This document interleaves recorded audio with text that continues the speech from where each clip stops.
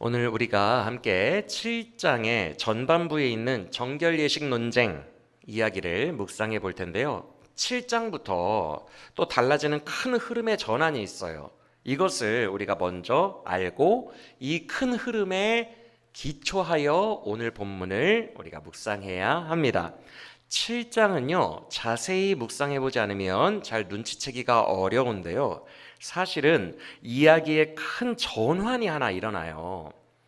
그것은 바로 이제부터는 7장부터는 예수님이 유대인 사역을 거의 안 하십니다.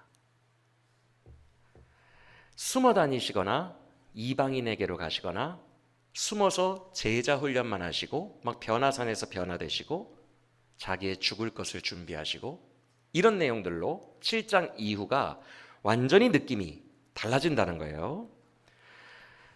그리고 그와 동시에 특히 오늘 우리가 살펴볼 본문인 7장 초반부 더하기 8장 초반부까지는 복음이 이방인에게로 흘러가는 이야기가 주를 이루고 있어요.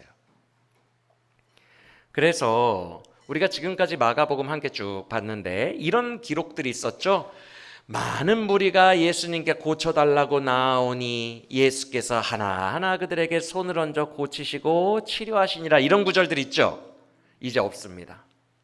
무리들이 전체가 나와서 수많은 불특정 다수의 사람들을 하나하나 다 치료해 주시고 귀신 쫓아내시는 기적을 더 이상 안 하십니다. 그 기적의 마지막이 6장 52절, 6장의 끝에 나온 게 끝입니다. 이제 그런 표현은 앞으로 볼 수 없습니다. 7장부터는 치유 사역을 안 하시고 개인적으로 따로 몰래 가셔서 개인적으로 한 명 한 명만 고쳐주시는데 그 횟수도 마지막에 바디메오의 눈을 치료하시는 것, 바디메오가 5번째예요. 7장부터 16장까지 고작 5명 고쳐주고 끝납니다. 1대1로. 불특정 다수 기적은 이제 안 하십니다. 왜 그렇게 기적을 줄이실까요? 우리 한번 8장 11절을 잠깐 보고 올까요? 8장 11절 이하에서 예수님이 뭐라고 책망하세요? 이 세대가 자꾸 기적만 좋아하고 표적만을 원한대요. 표적을 구하니까 주님이 어떻게 하시겠대요? 이 세대에 이제 표적을 안 주시겠대요. 그래서 7장 24절을 보시면 예수님이 이방 땅으로 가셔서 안 들키게 숨어 계셨다고 써 있는 거예요. 맞습니까? 이제부터는 이렇게 드러나는 활동을 하지 않으십니다. 슬슬 죽음을 준비하시는 거예요. 그리고 7장 33절도 보시면 귀 먹고 말 못하는 사람을 치료하실 때에도 일부러 33절에 무리 앞에서 치료하십니까? 몰래 따로 데리고 가서 하십니까? 따로 데려가서 하시고 35절에 그에게 치료된 이후에 36절에 말씀하시기를 절대 말하지 마라 이렇게 당부하십니다. 맞습니까? 이렇게 어떤 전환이 일어나는 거죠. 그리고 8장 26절도 보시면 이때 맹인을 고쳐주시거든요. 맹인을 고쳐주신 다음에는 아예 너 집에만 들어가고 사람들 많이 모이는 어디는 아예 가지도 마라. 마을에는 들어가지도 말라고 말씀하십니다. 맞습니까? 확실히 7장부터 그의 기적 사역을 제한하시는 거예요. 왜? 예수님이 진짜로 우리에게 오신 목적이 뭐예요? 백날 치료해주면 뭐예요? 또 병 걸려서 또 죽을 텐데. 맞습니까? 주님이 정말 의사로 오셨을까요? 기적 보여주러 오셨을까요? 그래봐야 또 죽잖아요. 주님이 진짜 오신 목적은 십자가에서 우리의 죄 문제를 해결하심으로 우리 모두를 구원하사 지옥 가지 않고 천국 가게 하시려고 오신 거예요. 맞습니까? 그래서 거기에 사람들이 몰두하기를 원하시는 거죠. 지역적인 부분들의 이미지를, 예수님의 이미지를 오해하지 않도록. 이제부터는 그래서 주님이 오직 그 복음적인 십자가의 영광을 향해서만 달려가십니다. 즉 유대인들은요, 지금 6장까지 유대인 사역을 하셨잖아요. 표적만 좋아하고 기적만 좋아하고 예수님을 마음으로는 따르지 않았다는 거예요. 특히 오늘 우리가 함께 묵상할 7장 전반부의 본문을 보면 계속해서 유대인들은 그렇게 예수님이 사역을 해주셨는데도 예수님과 그의 제자들을 정죄하기만 하죠. 이게 예수님을 거부하는 거예요. 거부를 넘어서 대적하고 있죠. 어떻게 대적해요? 이들의 결론이 뭐예요? 당신의 제자들은 손을 안 씻고 음식에 손을 대고 그걸 입으로 넣었으니 결국 결론이 뭐예요? 부정하다는 거예요. 당신과 당신 제자들은 부정하다. 우리가 레위기 잠깐 이렇게 배웠었지만 유대인들의 개념은 세 개가 있죠. 부정한 자는 진영 바깥에 나가야 돼요. 못 들어옵니다. 공동체 내에 못 들어와요. 그래서 기본적으로 정한 자들이 공동체 내에서 생활할 수 있고, 그 정함을 넘어서서 하나님을 가까이 하는 것을 카도시, 거룩이라고 한다 그랬죠. 그래서 제사장들은 지성소에서 가까이 하기 때문에 내가 그들을 거룩하게 성별하노라, 막 이런 식으로 말하잖아요, 레위기에서. 3단계가 있어요. 부정한 자는 아예 못 들어오고 사회 참여가 불가능하고 진영 바깥에 머물러야 되고, 정한 자들이 같이 공동체 생활하는 거고, 그 중에서도 거룩함을 동경하는 자들이 주님께로 나아가는 거예요. 여러 가지 거룩의 방법을 사용해서 율법대로. 이해가 되십니까? 근데 지금 이들이 예수님과 제자들을 어떻게 매도하는 거예요? 거룩하신 분을 어디까지 내려보내는 거예요? 부정하다. 이건 대적이죠. 예전에도 예수님은 이렇게 대적했어요. 기억나십니까? 당신은 왜 세리와 죄인들과 함께 먹고 마십니까? 당신은 그러니까 그들의 부정함이 옮아서 당신도 부정한 겁니다. 이렇게 정죄했고요. 왜 당신은 안식일을 어기십니까? 그러니까 당신은 부정합니다. 이렇게 말했어요. 그런데 이제는 7장에 와서는 당신의 제자들은 왜 손 안 씻고 먹습니까? 그러니까 손에 더러운 게 음식으로 전이 됐고 음식의 부정함이 입으로 들어갔으니 당신의 몸도 부정해진 겁니다. 이런 식의 논리를 펴는 거예요. 즉 예수님은 그들이 버린 돌이 되셨어요. 그들은 예수님을 버렸어요. 유대인 사역을 6장까지 하셨는데 버렸어요. 그들을 구원하시려고 오셨는데 그들은 본인들이 생각하는 정함과 부정함, 옳고 그름 때문에 예수님을 판단하고 정죄하여 버려버린 거예요. 그래서 버려진 돌인 예수님은 7장부터 이방인들에게로 가셔서 그들의 구원의 모퉁이돌이 되십니다. 이해가 되십니까? 유대인들이 버려서 이방인들에게 복음이 흘러가는 거예요. 이런 거대한 흐름의 전환이 7장부터 일어난다고요. 마가복음 7장부터. 그래서 7장은 여러 이야기들이 나와 있거든요. 서로 연관이 없는 것 같은. 그런데 이 거대 흐름 속에서 보면 7장의 내용은 다 한 내용이에요. 정확하게 표현해드리면 7장에 세 이야기가 나와요. 지금 우리가 아까 읽었던 본문인 정결예식 논쟁 파트, 그 다음에 수로보니게 여인이 나와요.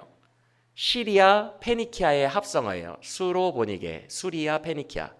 그래서 헬라인이에요. 저 멀리 사는 이방인이에요. 그 여인 이야기가 나와요. 너는 개다 막 이러는 막 이야기들 아시죠? 그 다음에 또 전혀 연관없어 보이는 귀 먹고 말 못하는 자의 치유 사건이 세 번째로 나와요. 7장에. 그리고 8장 초반부에 오병이어 사건은 6장에 있었고 7병이어 사건이라고, 성경을 잘 모르시는 분들이 보면 아유 왜 내가 읽었던 게 또 나오는 것 같냐 이렇게 느껴질 만한 거의 흡사한 7병이어 사건이 또 나옵니다. 이 네 개의 이야기 덩어리가 다 하나라고요. 한 덩어리라고요. 왜 그런지 네 단락 모두의 문맥을 쭉쭉 확인하고 돌아올게요. 먼저 7장 1절을 봅시다. 예루살렘 출신들, 예루살렘에서 올라온 성경 권위자들이 예수님을 정죄하죠. 제자들을. 즉 예루살렘 출신들이에요. 얼마나 콧대가 높을까요? 권위도 있고. 여기까지 온 거예요. 여기까지 와가지고 막 딴지 걸고 방해하고 대적하고 그러는 거죠. 근데 그들이 정죄한 내용이 뭐라고요? 7장 2절을 보시면 손 안 씻고 먹었다. 맞습니까? 정결예식과 관련한 거예요. 그래서 예수님이 이따가 자세히 볼 겁니다. 이 본문은 지금은 문맥 보러 가는 거니까 툭 튀어 넘어가서 8절을 보시면 예수님이 뭐라고 하시죠? 너희가 사람의 전통이나 지키느라고, 즉 손 씻는 거 그거에 집착하느라고 하나님의 진짜 거룩한 계명은 버리고 있구나 이렇게 말씀하십니다. 맞습니까? 그러더니 15절에서 유명한 말씀을 하시죠. 7장 15절에서 밖에서 사람에게로 들어가는 음식 그거는 사람을 부정하게 하는 게 아니야. 그들이 예수님과 제자들을 부정하다고 했죠. 더럽다고 했죠. 그걸 반박하시는 거예요. 음식 가지고는 밖에서 들어가는 걸로는 사람을 능히 더럽게 할 수 없다 라고 반박하세요. 그러면 사람을 부정하게 하는 게 뭘까요? 20절 이하를 보시면 사람의 속에서 나오는 그것들이 사람을 더럽게 하나니 곧 너희들 마음속에 있는 모든 악독하고 더러운 죄악들 그 죄성들이 사람을 더럽게 하느니라 라고 선포하십니다. 맞아요? 이게 첫 단락이에요. 즉 첫 번째 단락을 우리가 훑어봤는데 여기서 알 수 있는 포인트들은 이거예요. 유대인들은 예수님을 더럽다고 정죄했어요. 본인들의 기준에 의해서, 정결예법에 의해서, 옳고 그름. 그 율법주의의 틀에 갇혀서 예수님을 그렇게 판단한 거죠. 그런데 이따가 우리가 이 본문 자세히 살펴보겠지만 예수님의 말씀을 압축하면 이거거든요. 너희가 부정하다고 지금 욕하고 있는 나는 부정한 자가 아니고 도리어 거룩한 자다. 예수님이 그렇게 말씀하시는 거예요. 그리고 정작 타인을 더럽게 만들고 오염시키는 건 너희다라고 얘기하는 거예요. 이해가 되십니까? 너희의 마음속에서 올라오는 그 추악한 모든 것들이 말이 돼요.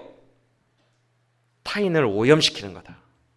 너희는 너희가 원하는, 너희가 옳다고 생각하는 너희의 교훈을 바리새인이요 서기관이고 성경 교사이니까 사람들에게 가르치고 있겠지만 너희가 바로 부정한 것으로 사람들을 가르침으로 모든 사람들을 더럽게 하는 거다. 이게 우리가 이따가 살펴볼 첫 번째 4개의 덩어리들 중에 첫 번째 이야기 덩어리의 핵심 포인트예요. 맞습니까? 자, 그러면 이런 포인트들을 기억하고 두 번째 덩어리로 가볼까요? 24절에 수로보니게 여인 기사로 와보면 이제부터는 예수님의 동선이 중요해요.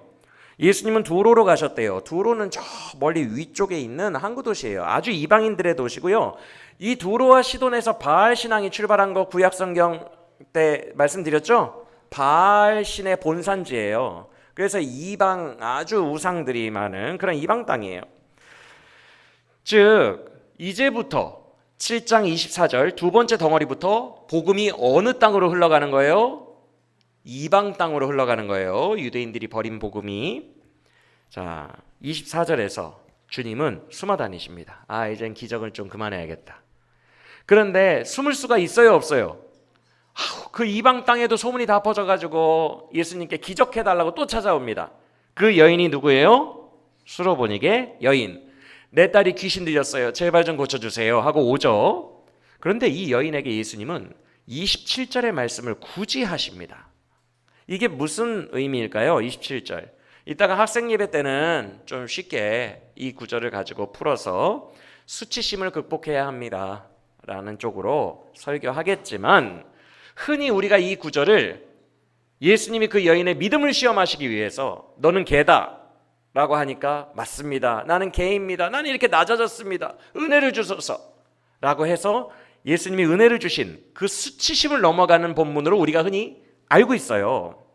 그렇게 할 수 있어요. 그래서 이따가 학생 예배 때는 그렇게 심플하게 말씀을 전할 텐데 이 본문이 전체 맥락에서 이방인에게로 흘러가는 복음의 맥락에서 정말 그 의미만 있을까? 우리가 한번 생각해 봐야 돼요. 주님은 27절에서 가만히 보시면 순서에 대한 말씀을 하세요. 순서. 먼저라는 단어 보이십니까? 내가 복음을 흘려보내야 되는데 먼저 내 자식들, 유대인들에게 흘려보내야 된다. 이 얘기를 하신 거거든요. 즉 제가 아까 말씀드린 흘러감, 복음의 흘러감이라는 7, 8장의 전체 문맥과 관련한 얘기를 하신 거예요. 내가 먼저 내가 가져온 구원의 떡을 내 자녀들인 유대인에게 주는 것이 마땅하다.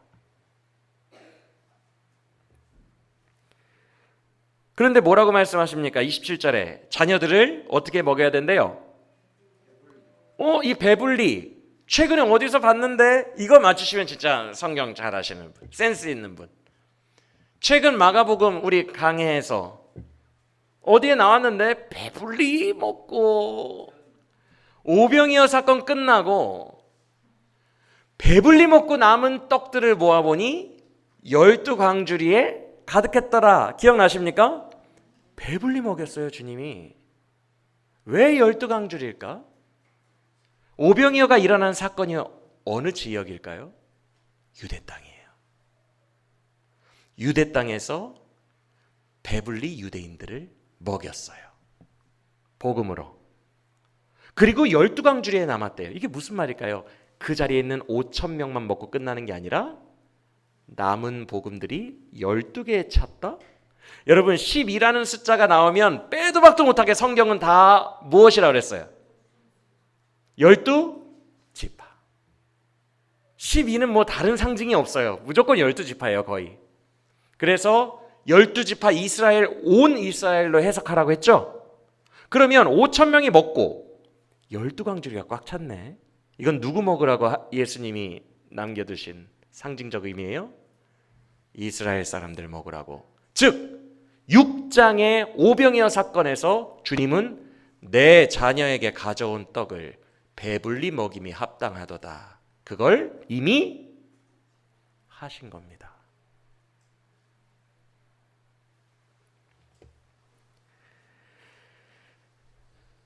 그리고 유대인들은요, 참 재밌는 게 이방인들을 개라고 여겼어요. 개로 이렇게 불렀어요.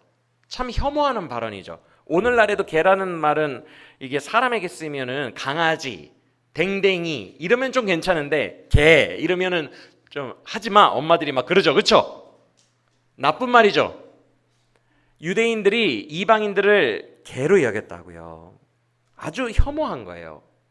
차별한 거예요. 그래서 예수님은 딱 그 문화와 정서에 맞는 비유를 지금 하신 거예요.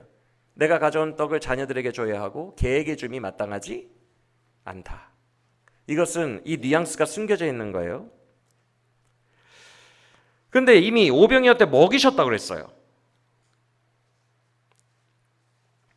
자, 그런데 27절을 다시 보시면 예수님이 뒤에 이런 말을 붙여서 하십니다. 여지를 주시는 거예요. 뭐라고 하세요? 자녀의 떡을 취하여 이렇게 뺏어다가 개들에게 던짐이 마땅치 않다. 마땅치 않은 게 당연하죠. 여러분, 아무리 여러분이 애완견을 사랑하셔도 자녀가 지금 먹으려고 입에 들어가고 있는데 그걸 딱 뺏어다가 애완견에게 주는 사람 있어요, 없어요? 있나요, 혹시? 없죠? 네, 있다면 죄송합니다. 대부분 없어요. 그래도 내 자녀가 소중하죠. 맞습니까? 그래서 이게 마땅하지 않다고 얘기하시는 거예요. 그런데 이때 예수님이 이 여인 쪽 정서에도 딱 맞는 비유를 지금 하신 이유가 있는데, 유대인들은 이방인들을 개라고 부르면서 폄하했지만, 그런 의미도 있지만 주님이 여기에서 개에게 던짐이 마땅하지 않는다라는 이 개라는 헬라어가 애완견으로 되어 있어요. 헬라어가 두 종류가 있습니다. 집에서 키우지 않는 가축이 아닌 들개의 의미가 있고, 집에서 가족처럼 키우는 애완견의 의미가 있어요. 근데 여기서의 헬라어는 애완견으로 쓰였어요. 여러분들이 구글 검색해 보시면 요새는 좋아서 다 나옵니다. 애완견을 쓰셨어요. 즉 예수님도 이 여인을 아주 유대인들처럼 저 바깥에 있는 들개와 같이 차별하신 거예요? 아니면 어떤 여지를 두신 거예요? 여지를 두신 거죠. 이 비유가 절묘한 이유가 있어요. 이 여인이 듣기에 딱 이해할 수 있어요. 왜? 유대인들은 개를 키우지 않아요. 왜 안 키울까요? 개는 레위기 정결법에서 부정한 짐승이니까. 근데 먹지 말아야 할 짐승의 목록에 들어가거든요. 안 먹으면 되잖아요. 키우긴 키우는데 안 먹으면 되잖아요. 근데 왜 안 키우느냐? 유대인들은, 여러분 우리 구약에 성경을 쭉 한 개 봐왔잖아요. 아하 왕과 이세벨, 엘리야 선지자가 너의 시체를 누가 핥으리라? 이런 표현들이 되게 많아요. 개는 시체를 핥고 만지게 돼 있어요. 그러면 유대인 정결법에 시체를 만진 사람이 전이시킬 수 있죠. 그러면 진영 안으로 못 들어옵니다. 일주일 동안. 시체 만진 건 일주일이에요. 그러면 개들이 돌아다니면서 시체를 핥는다는 의식이 있는데 유대인들이 개를 키울까요? 절대 키우지 않죠.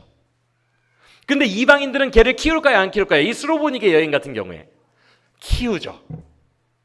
그러니까 예수님이 이 여인의 정서에 딱 맞는 비유를 하신 거예요. 그리고 유대인들은요, 식사할 때 기름을 먹지 않아요.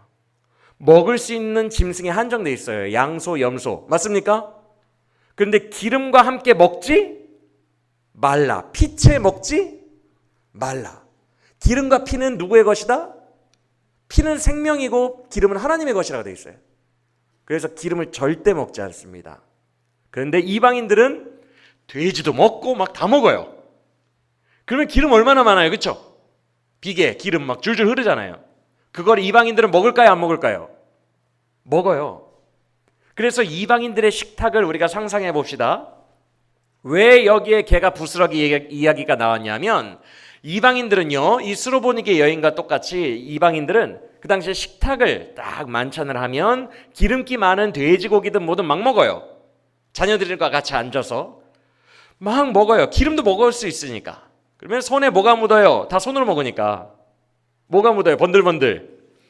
그럼 이 기름을 뭘로 닦아야 할까요? 행주? 물티슈? 그 당시에 빵이 기름을 흡수합니다. 그래서 빵으로 닦아요. 자녀들이 빵으로 닦으면 이 부스러기가 어디로 떨어질까요? 그러면 애완견으로 기르던 개들은요, 식사 때만 되면 그 밑에 이러고 있어요. 당연히 그러겠죠?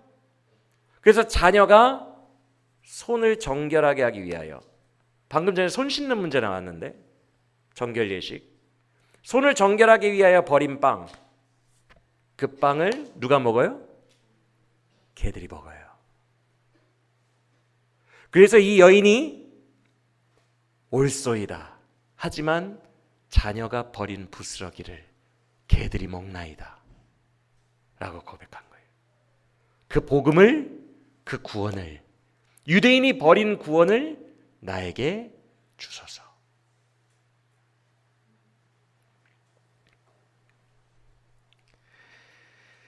그러면 지금 예수님과 이 여인과의 대화 가운데 흐르는 숨겨진 주제는 뭐라고요? 유대인이 손 씻고 버린 예수님의 복음을 어디로 흘러갔어요 이제? 이방인들에게 흘러가는 거예요.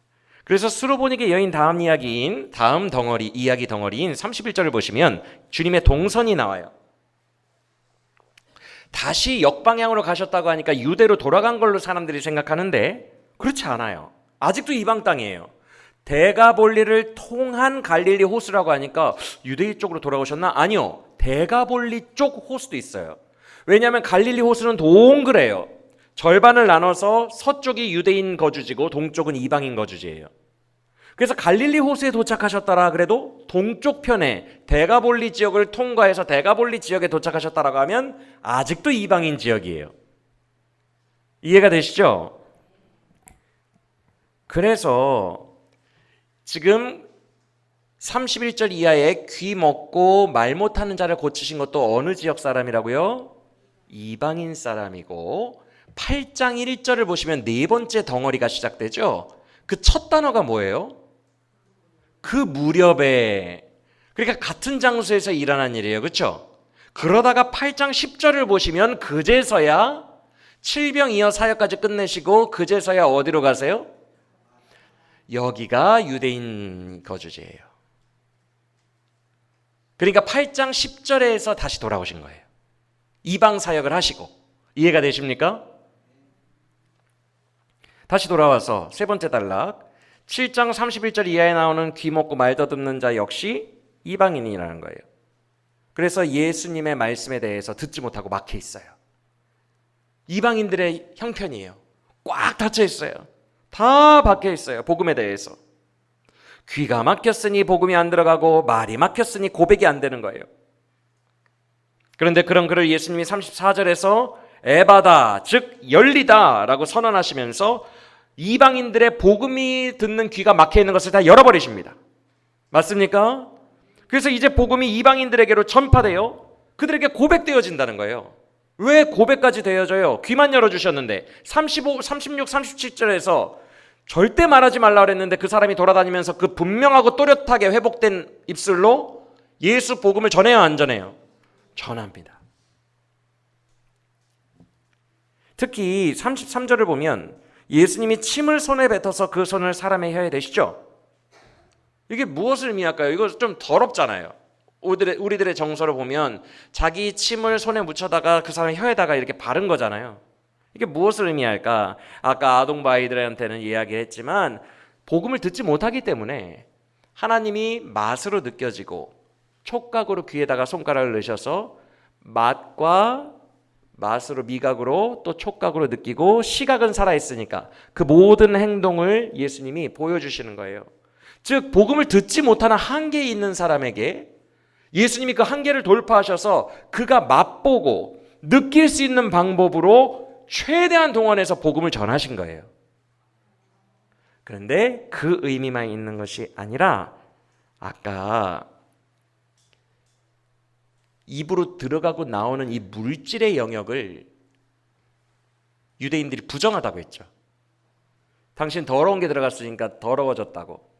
사실 침은 성경 곳곳에서 부정한 의미로 많이 쓰입니다. 침 뱉음은 부정한 거예요. 예수 그리스도의 가장 부정한 것으로 예수의 몸에서 나왔어요. 예수 그리스도의 그들이 부정하다는 가장 부정한 것으로 나와서 그것을 주었을 때, 예수 그리스도의 가장 낮은 것으로 그에게 주었을 때 그 부정한 것이 그에게는 구원이 되는 거예요. 즉 예수님의 모든 것들은 다 거룩하시다는 거예요. 예수님 안에서 나온 모든 것들은. 그래서 그 예수님의 거룩으로 그를 깨끗하게 하시고 구원해 내신다는 것입니다. 믿으시길 바랍니다. 그러나 8장 1절 이하에서는 무슨 기적이 나와요? 마지막 네 번째 단락, 칠병이어의 기적이 나와요. 여기 어디라고요 지금? 이방 땅이라고 했어요. 그러면 이번에는 복음이 흘러가서 누구를 배불리 먹이는 거예요? 그래서 다 똑같은데 복사 붙여넣기 한 것 같은데 제일 마지막에 광주리가 달라요. 어떻게 돼 있어요? 12광주리라고 하면 돼요 안 돼요? 지금 이방 땅에서 칠병이었는데 안 되죠. 7광주리가 된 거예요. 왜 7이에요? 7은 예전에 다 설명해 드렸어요. 온 열방을 상징하여. 왜 그러냐 하면 유대인들이 생각하는 세계관이 그래서 그래요. 3층으로 나눠져 있어요. 지하, 하데스, 지상, 인간이 사는 곳, 여기에 공중까지 포함되고 그 위에 천, 하늘이 있어요. 별들의 세계, 달들의 세계. 그래서 1층, 지하층, 1층, 하늘층으로 돼 있어요. 3. 그리고 여러분들 요한계시록 강의 때나 그럴 때 다 들으셨겠지만 그들은 지구가 둥글다고 생각하지 않고 지구를 몇 면으로 생각하고 있었어요? 동서남북 사방으로 생각했어요. 그래서 이게 입체적으로 되는 거예요. 아래, 중간, 위가 3. 네 방향이 4. 그래서 온 우주, 온 열방을 상징하는 게 7이에요. 그래서 7이 완전수가 되는 거예요.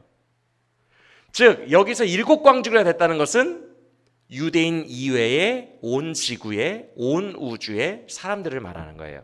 이해가 되십니까? 그래서 딱딱 구조화가 돼 있어요. 유대인 먼저 먹이시고 이방인 먹이시고 다시 돌아와서 8장 11절부터는 죽음을 준비하시는 거예요. 이해가 되십니까? 자, 그러면 이제 문맥 다 봤어요. 설교 끝날 때 다 됐다고 생각을 하실 수도 있는데 이제 문맥 다 봤어. 그래도 간단히라도 오늘 우리에게 주신 말씀 그 7장 전반부 이 문맥의 주제에 근거하여 함께 묵상해 봐야겠죠? 지금부터 그거를 간단히 해봅시다. 일단 이 문맥이 주는 교훈이 뭐예요? 주님이 자녀들에게 먼저 주신 이 복음을 자녀들이 스스로 버렸기 때문에 그 복음이 이방인에게로 다른 사람에게로 흘러갔다. 이게 주된 7, 8장의 주제라고 했습니다. 기억하세요? 그럼 7장 초반으로 가봅시다. 7장 3절 4절 보세요. 이 표현은 마가복음밖에 없어요. 사복음서 중에. 마가만 괄호까지 쳐가면서 이걸 기록해 놓은 거예요. 3절 4절. 이 당시 유대인들이 손 씻는 거랑 이 정결 예식에 얼마나 집착을 했는지를 마가만 괄호쳐서 설명하고 있는 거예요. 이해가 되십니까? 여러분, 그러면 이들은 왜 이렇게 정결 예식에 집착한 거예요? 왜 이렇게 음식 먹을 때 씻는 것을 중시할까요? 결벽증 있으니까? 한번 추측해 보세요. 3절 4절을 근거로 추측해 보세요. 왜 손 씻는 것 같아요? 병균이 있을까 봐? 예? 뭐가 부정한 것 같아요? 4절에 괜히 시장통 이야기가 있는 게 아니에요. 여러분, 하나 예를 들어 드릴게요. 시장통에 가면 이방인 무역상 보부상들이 자리 깔고 이방 물건 팔까요? 안 팔까요? 그거에 대해서 깔끔 떠는 것이지 병균 들어갈까 봐, 결벽증이 있을까 봐 그런 게 아니에요. 4절을 보면 시장통에 한번 나갔다 오면 꼭 몸을 씻는데요. 밑에 각주가 있으신 분들은 뭐라고 표현되어 있죠? 손만 씻어요? 온몸을 다 씻게 돼 있어요. 그러니까 아주 이방인들과 혹시라도 손 한 번이라도 마주쳤을까 봐 그거를 결벽증처럼 아주 집착적으로 씻고 있는 거예요, 지금. 그러지 않고서는 먹지 않는다고 돼 있어요. 즉, 그들이 지금 왜 이것에 몰입하고 있고 이렇게 집착하고 있는지를 우리가 알아야 되는데, 나는 주의 구원받은 자녀야. 어우, 더러워, 이방인들. 나는 구원받은 자녀로서 나를 구별할 거야. 섞일 수 없어.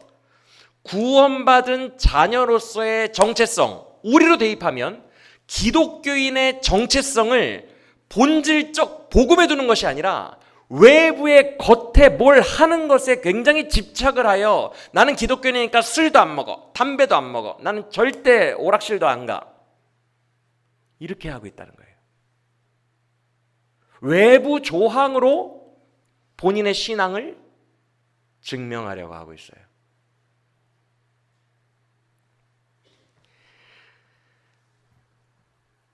그런데 그들이 지켰던 정결 예식이 성경에 없어요, 여러분. 구약 성경 어디에도 손 씻고 밥 먹어라라는 말이 없어요.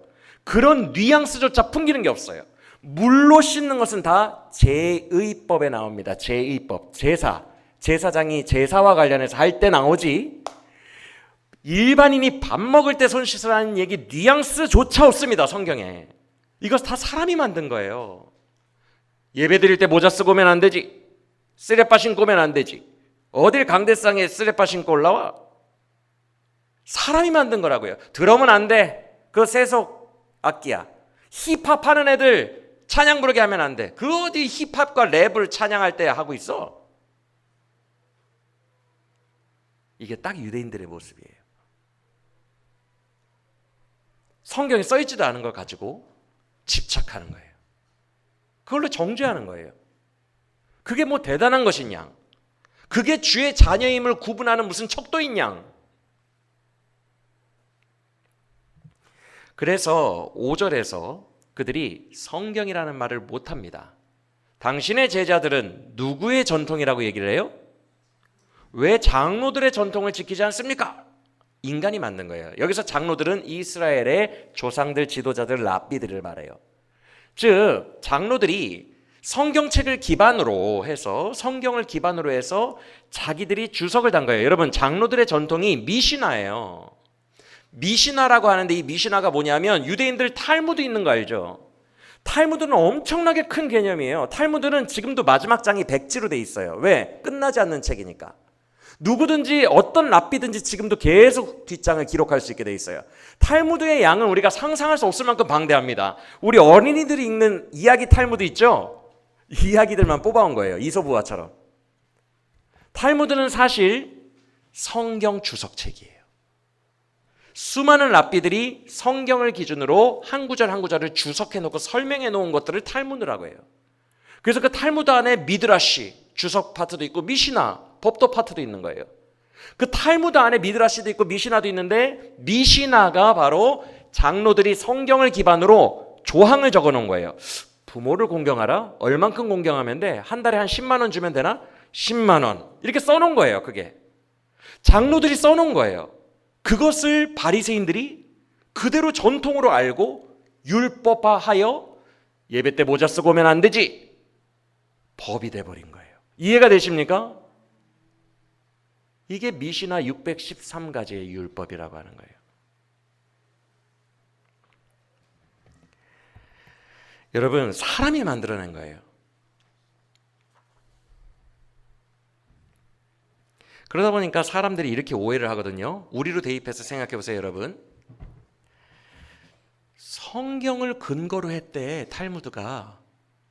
장로들이 성경을 근거로 뽑아낸 거래. 안식일을 거룩히 지켜라. 4계명. 안식일을 뭐 어떻게 거룩하게 지키는 거야? 안식일에는 숟가락도 들지 말게 할까? 초인종도 누르지 말게 할까? 실제 지금 오늘날 유대인들 엘리베이터 안 누르죠? 옆 사람한테 전화해서 누르게 해요. 옆집 아저씨한테 전화해서 잠깐만 와서 엘리베이터 좀 눌러달라고. 실제예요. 그런 법을 본인들이 정해요. 하나님의 성경은 거룩하게 지켜라, 추상적으로 되어 있거든요. 그것을 어떻게 구체화시키는지를 모르는 거예요. 그러니까 본인들이 정합니다. 예전에 제가 늘 말씀드리지만 저 전도사 때 학생부 아이들에게 얘들아 고난주간이니까 미디어 금식하자, 일주일 동안 이렇게 얘기를 해요. 그러면 애들한테 연락이 와요. 어디까지가 미디어 금식이에요? 카톡 하지 말까요? 카톡은 할까요?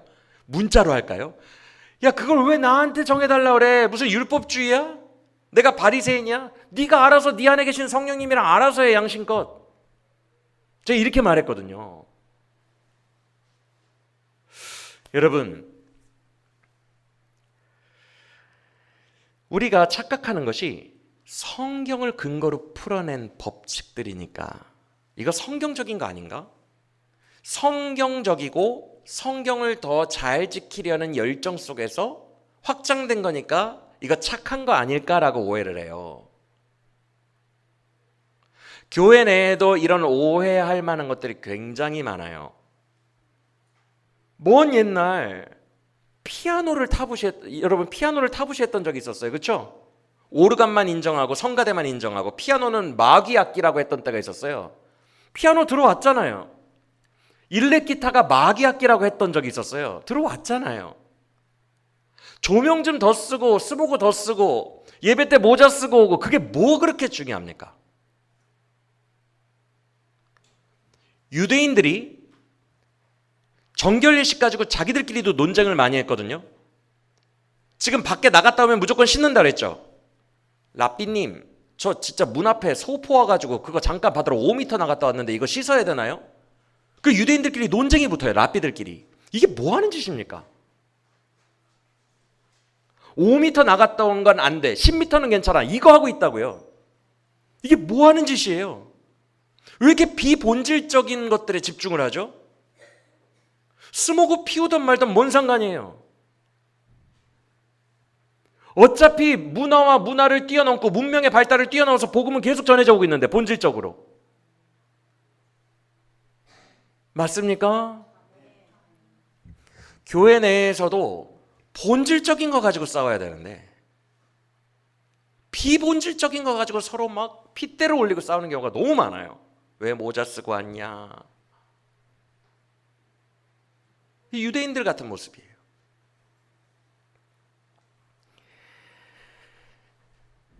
그래도 성경적인가? 절대 성경적이지 않아요. 문제는 이렇게 인간이 만든 법이 율법주의화 된 것은 성경의 연장선과 성경과 친한 것이 아니라 대립한다는 게 문제예요. 그 증거가 오늘 본문에 있어요. 예수님이 본인의 입으로 둘은 대립하는 관계다라고 분명히 얘기하시거든요. 8절 보세요. 너희가 그 전통 지키느라고 뭘 버리는도다? 말씀을 버린다고 돼 있어요. 분명히. 맞습니까? 9절 보세요. 너희가 그 전통 하나 사수하느라고 말씀을 저버린다, 거부한다. 13절 보세요. 너희가 그 율법을 지키느라고 말씀을 폐한다. 3번. 둘은 대립관계예요. 그래서 우리가 이런 사고방식에 가득해져 있는 한 절대 본질로 갈 수 없어요. 율법주의에 빠져 있으면 복음을, 은혜를 체험할 수가 없습니다. 무조건이에요. 둘은 에이 목사님 그래도 모자 쓰고 오면 안 되죠. 본질도 취하고 율법도 좀 이렇게 행실도 취하고 그래야 되는 거 아닐까요? 아니요. 율법주의 거기에 집착하는 이 모드에 내가 갇혀 있으면 절대 은혜 못 받아요. 둘은 대립하는 관계예요. 하나를 얻으려면 하나를 버려야 돼요. 중간도 없고 회색지대도 없고 절충도 없어요. 이거 아니면 저거인 거예요. 이해가 되시면 아멘. 앞서 우리가 문맥 살펴보면서 무슨 얘기를 드렸어요? 유대인들 손 씻는 거 하나 때문에, 정결 예식 하나 때문에 예수님 복음 버렸다 그랬죠. 바로 그런 거예요. 그래서 그 복음이 어디로 흘러가요? 나는 개입니다. 나는 당신의 침도 먹겠습니다. 나는 그만큼 구원이 간절합니다. 구원이 간절한 낮은 자들, 침도 먹을 수 있고 개라는 소리도 들을 수 있는 아주 낮은 자들에게로 구원이 흘러갑니다. 맞습니까? 사랑하는 여러분, 우리가 소위 기독교인인데 우리가 이렇게 되어서는 안 돼요. 우리가 오늘 본문에서 예수님을 버린 돌로 만들어버린 유대인들처럼 되어서는 안 된다는 거예요. 본질을 잃어버리고 겉에 보이는 규범들에만 집착하고 종교적 껍데기에 집중하는 자들이 되어버리면 안 된다는 거예요. 그럼에도 아까 그 댓글 이야기로 예를 들었듯이 많은 기독교인들, 저와 여러분들이 비본질적인 것에 너무 빠져서 살아가는 게 안타까워요.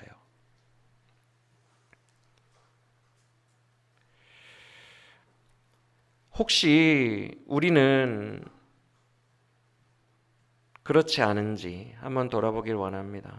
진짜 거룩함과 부정함에 집중하는 게 아니라 내가 생각하는 비본질적 옳고 그름에 집중하는 거예요. 무엇이 중헌디라는 대사가 있죠? 대체 뭐가 중합니까, 여러분? 비본질적인 것에 목숨 걸어야 됩니까? 종교적 모양만 가지고 나는 하나님의 자녀야. 나는 술, 담배도 안 먹어. 나는 예배도 나와. 나는 이게 하나님의 자녀라는 증거야. 비본질적인 형식적, 종교적 껍데기에 내 자녀의 정체성을 투영하고 입증하려 하고 있지 않습니까? 정말 그게 자녀의 구별됨일까요?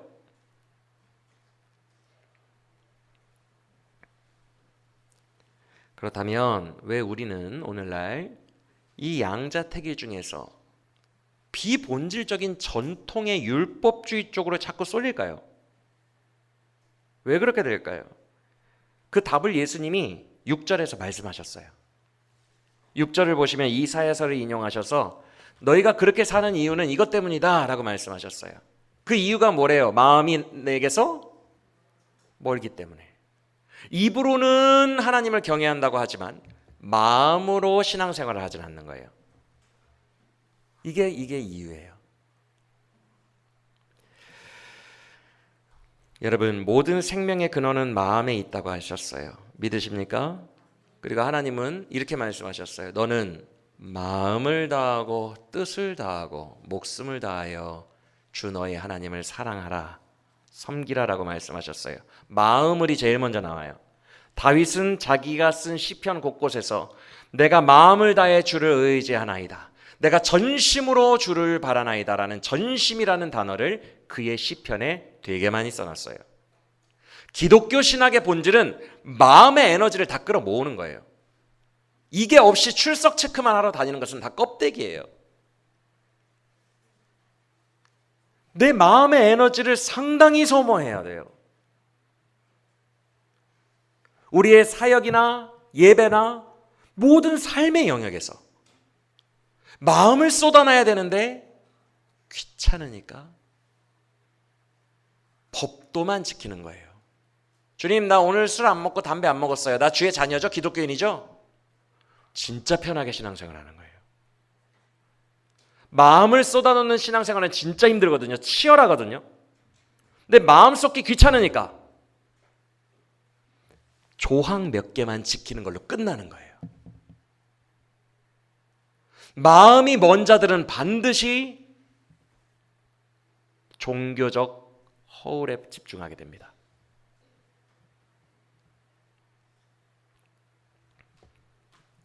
즉 마음으로 하나님께 도무지 가까이 하려고 하지 않는 거예요.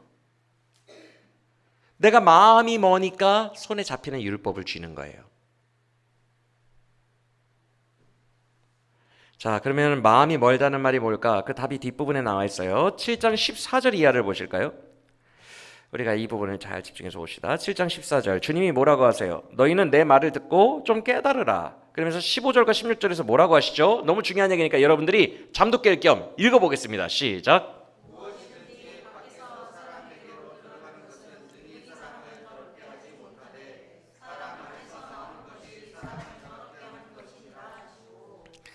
자, 절 보세요. 이거 아주 중요한 내용이에요. 지금 유대인들이 예수님을 어떻게 지적했죠? 그 이방인들과 시장 통해서 이렇게 같이 섞여 있던 그 더러운 것을 가지고 음식물에 전이를 시켰고 그 음식을 그대로 먹었으니 이 더러움이 내 몸으로 들어와서 내 몸을 부정하게 했다. 이 논리죠. 근데 주님이 지금 제자들에게 그 비유를 설명하시는 거예요. 너희는 좀 깨달으라. 음식이 사람을 더럽게 하는 게 아니다. 이게 무슨 말이에요? 17절을 보세요. 17절 이하. 주님이 18절 이하에서 설명을 하시는데 19절 먼저 18절에서 음식은 사람을 더럽게 하지 못한다라고 또 말씀하시더니 19절에서 이유를 말씀하십니다. 뭐라고 하세요? 그 입으로 들어간 음식은 어디로 들어간대요? 배로 들어가가지고 어디로 나가요? 뒤로 나간대요. 여기서 뒤라는 헬라어는 화장실입니다. 변소. 그러니까 우리가 예수님이 지금 무슨 얘기 하시는지 알겠죠? 음식은 위장으로 들어가는 거예요. 그래서 장기의 기능을 거쳐서 물질로 변환돼서 또 다른 물질이 들어가서 물질이 나오는 거예요. 그렇죠? 그러므로 사람을 더럽게 하지 않는데요. 이게 무슨 말일까? 배로 들어간다 앞에 주님이 그래서 설명을 하신 거예요. 어디로 들어가지 않고 배로 들어간다고요? 여기에 답이 있어요. 진짜 사람을 더럽게 하는 것은 마음의 영역으로 들어가는 것들이지 위장으로 들어가는 게 더럽게 하는 게 아니라는 거예요. 그래서 사람의 위로 넣는 것이 아니라 너희들이 악독한 너희 마음에서 쏟아져 나오는 걸로 다른 사람에게 전파하는 그 말들이 다른 사람의 마음으로 들어가서 모두를 더럽게 한다는 거예요. 마음의 영역과 위장의 영역을 구분하시는 거예요. 진정한 더러움은 마음에 있다는 거예요. 마음에. 21절 이하를 보세요. 그러면서 주님이 사람의 마음속에 있는 것들에 대해서 언급을 하시죠. 그렇죠? 여러분 수많은 추악함들로 우리 마음이 가득하잖아요. 맞습니까? 우리 마음이 이래요. 이게 원래 원죄를 가진 인간의 상태입니다. 이런 것들이 가득해요. 더러워져 있어요.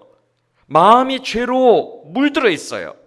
그러니 우리가 그냥 이렇게 돌아다니는 자연인의 상태에서는 내 마음이 더러우니 하는 말마다 다 어떤 말이 나와요? 여러분 가족들에게 무슨 말을 합니까? 여보 피곤해. 왜 이거 안 해? 마음이 더러우니까 나오는 말들이 다 그런 것밖에 없는 거예요. 그 말들이 다 어디로 들어가요? 다른 사람의 위장으로 들어가요? 나의 이 더럽고 추악하고 이기적인 말들이 다 뱉어지고 있는데 이게 그 다른 사람의 위장으로 들어가요? 마음으로 들어가요? 마음으로 들어가서 서로가 서로를 더럽게 해요. 진짜 더러운 것은 거기 있어요. 그러나 예수님은 그 마음에 인간이 가진 더러움이 있으세요? 없으세요?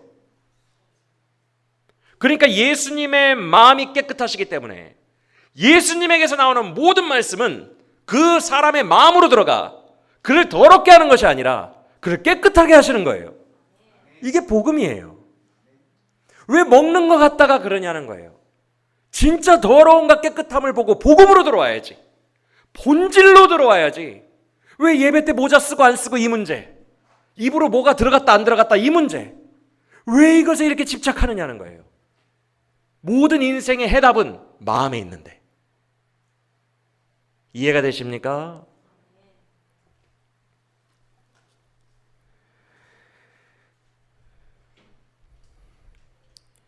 여러분, 우리가 왜 변질되는 줄 아세요? 왜 종교적 피상적 껍데기 신앙으로 겉모습만 외식하는 자들, 나 술 담배 안 먹었어, 그러면 단 줄 알고 마음은 오만 더러운 걸로 가득해서 가족들 맨날 울리고 있고 옆 사람 맨날 울리고 있고 교회 사람 맨날 울리고 있는데, 나 술 담배 안 먹었어, 난 이게 하나님의 자녀라는 증표야. 우리가 왜 이렇게 되고 있는지 아십니까? 마음을 쏟는 이 마음의 영역을 앞서 말씀드린 것처럼 회피하고 있기 때문에 그래요. 왜 회피할까요? 이미 답을 예수님이 다 말씀해 주셨어요. 하나님의 계명은 거룩하시고 하나님은 거룩하십니다. 맞습니까? 근데 우리의 마음속에 있는 것들이 뭐라고 이미 다 답을 내려놓으셨죠? 예수님이 악독한 것들밖에 없다고, 더러운 것밖에 없다고 말씀해 놓으셨죠? 그러면 상상해 보세요. 하나님의 거룩하신 계명으로 인간이 마음을 쏟으면 나아가는 것이 쉽나요? 어렵나요? 어렵게 되는 거예요. 왜? 우리의 마음은 온갖 더러운 걸로 가득하대요. 하나님의 계명은 거룩하고 멋진 걸로 가득해요. 맞습니까? 이질적이에요. 이질적이기 때문에 우리가 이 거룩하신 하나님께로 마음을 쏟아놓으며 에너지를 쓰면서 가는 게 굉장히 치열해지는 거예요. 쉽게 동화되는 같은 성질의 것이라면 치열함이 필요가 없어요. 우리의 본성이 죄인이기 때문에 힘든 거예요. 그러니까 쉬운 길을 택하기 시작합니다. 율법주의.